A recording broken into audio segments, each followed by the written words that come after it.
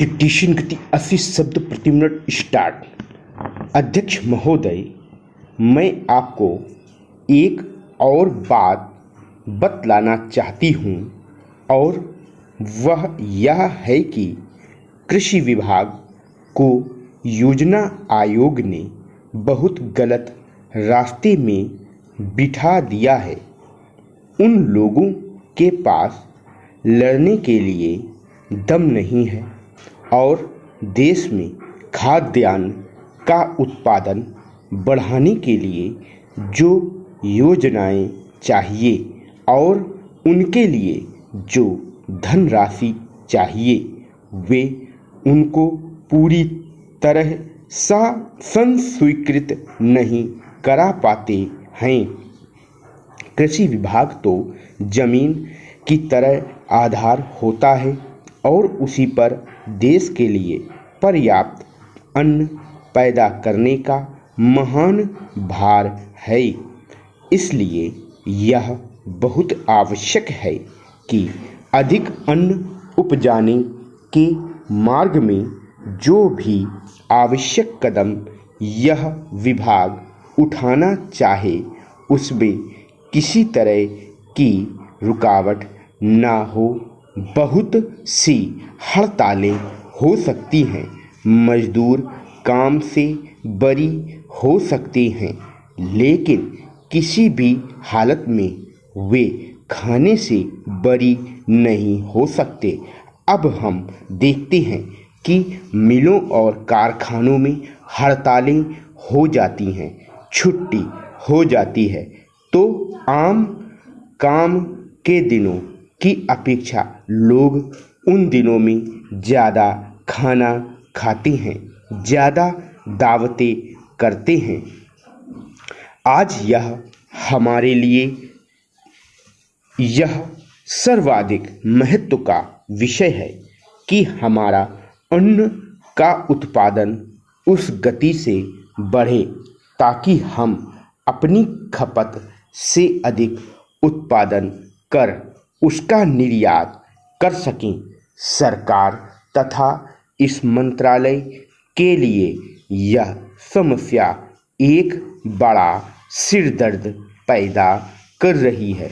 हर एक विभाग में बड़े बड़े अधिकारी बैठे हैं और हजारों रुपए के बड़े बड़े वेतन ले रहे हैं, लेकिन मुझे दुख के साथ कहना पड़ता है कि उनका दिमाग कार्यालय की मिसलों और कागजों में लगा रहता है। इस विभाग का काम बहुत ही महत्वपूर्ण है। प्राकृतिक कोप के कारण जो समय समय पर हमारी फसलों को नुकसान होता है, इससे भी अपनी फसलों की रक्षा करने के लिए आवश्यक कदम उठाना इसके जिम्मे है। आज मेरे पास लखनऊ से कुछ लोग आए थे और वे लोग बोल रहे थे कि यहाँ दिल्ली में इस अवसर पर ठंडी हवा चल रही है और आप यहाँ दरवाजे बंद करके बैठे हैं या आराम से लेटे हैं, लेकिन हमारी तो जान खतरे में है। वहाँ ओले गिर रहे हैं और हमारी गेहूं की फसल खतरे में है। अब यह इस विभाग का काम है कि चूंकि हवा में पानी ज़्यादा होता है, इसलिए फसल के बचाव के लिए उस पर नियंत्रण किया जाए जिससे फसल की हानि ना हो।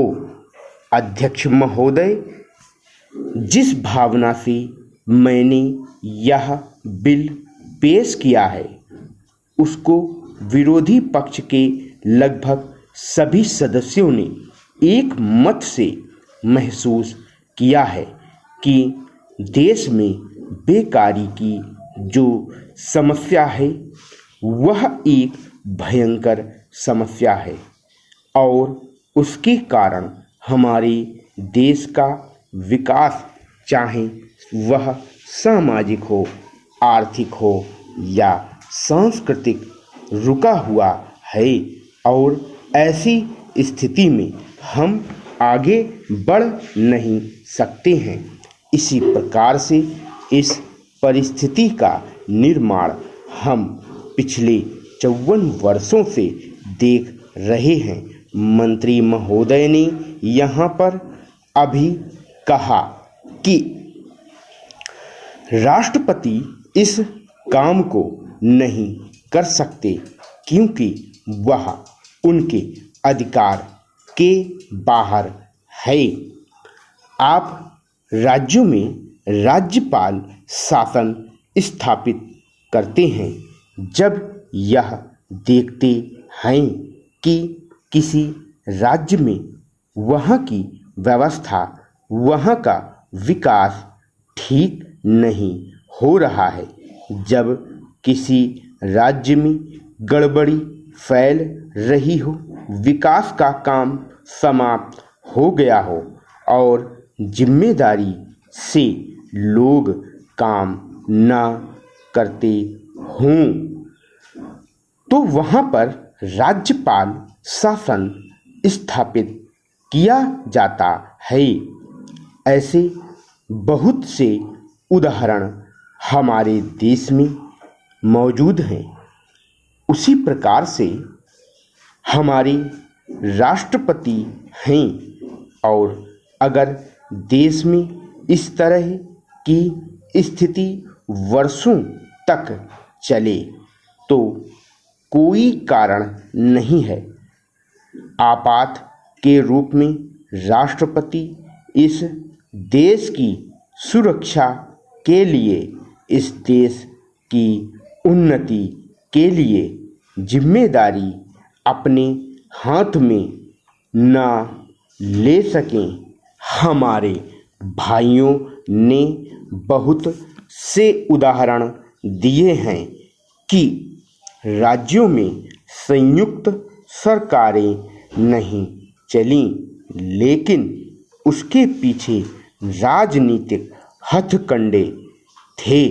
अगर कोई राजनीतिक पार्टी जिम्मेदारी से काम नहीं करती तो विधान में यह स्पष्ट है कि राष्ट्रपति शासन अपने हाथ में ले।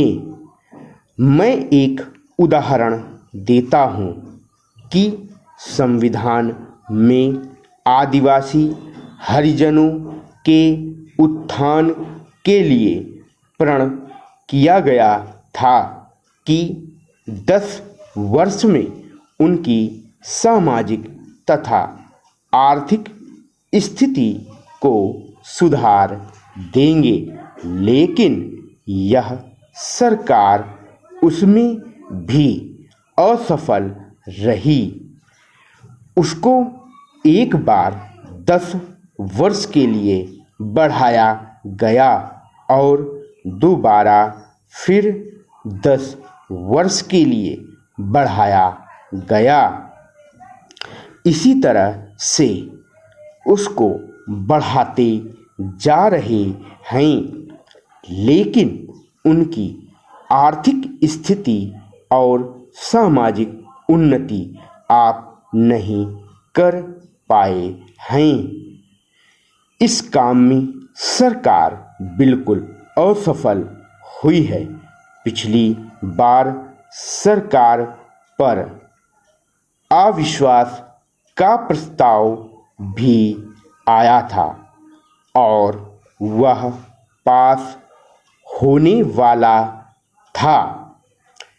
इसलिए मेरा कहना है कि हमारे देश में यह जो बेकारी की समस्या है वह एक बहुत ही भयंकर समस्या है, स्टॉप। अगर आप हमारे पेड ग्रुप से जुड़ना चाहते हैं तो आप नीचे दिए गए टेलीग्राम नंबर पर संपर्क कर सकते हैं। पेड ग्रुप में आपको डेली डिक्टेशन और उनकी आउटलाइन उपलब्ध करवाई जाएंगी।